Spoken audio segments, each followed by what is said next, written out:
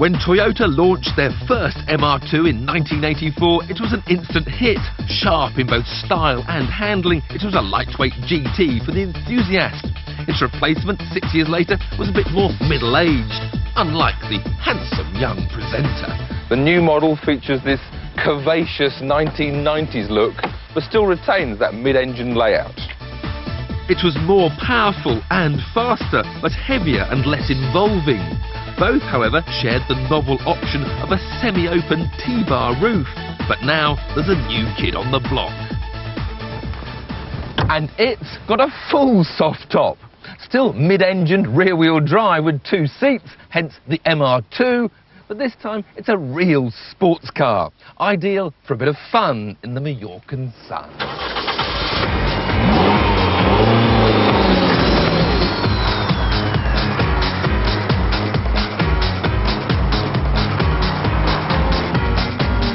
By shedding loads of weight, the MR2 is back to its old self, once again weighing in at just under a tonne.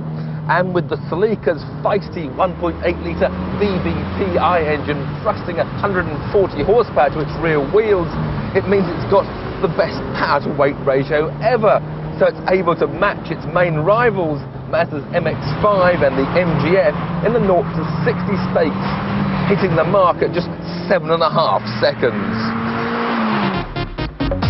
But at just under £18,500, it's cheaper than its similarly spec'd opposition.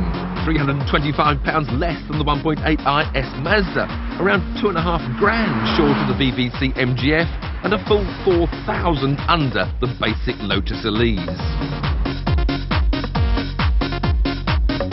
The handling is also pretty foolproof.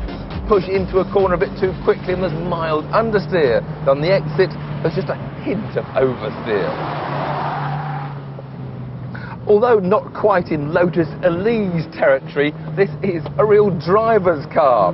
You sit low down in the chassis, snugly held with these drilled pedals right in front of you, and in the middle of the steering wheel, that rev counter constantly winding its way round to the 7,000 RPM limit.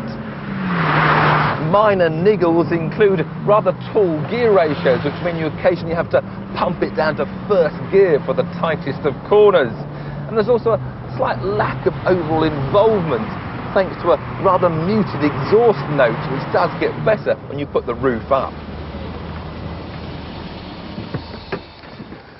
But perhaps the biggest drawback of all is the fact that there's no boot. The rear is full of engine.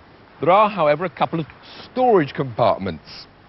A biggish one behind the 2 seats, into which you can just about squeeze an overnight bag, and a tiny one under the bonnet in the front.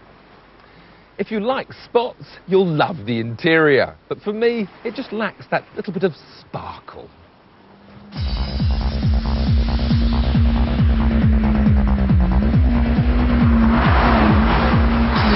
But when you're pushing it down a stretch of challenging road with the top down, who cares? Because the MR2 is one of the most rewarding drives available at any price. It not only looks like a cost-price Boxster, it drives like one too. Indeed, one can't help but feel a bit sorry for Vauxhall, whose Elise-based VX220 doesn't go on sale until the end of this summer, by which time sales of this little MR2 will have left it trailing in its wake.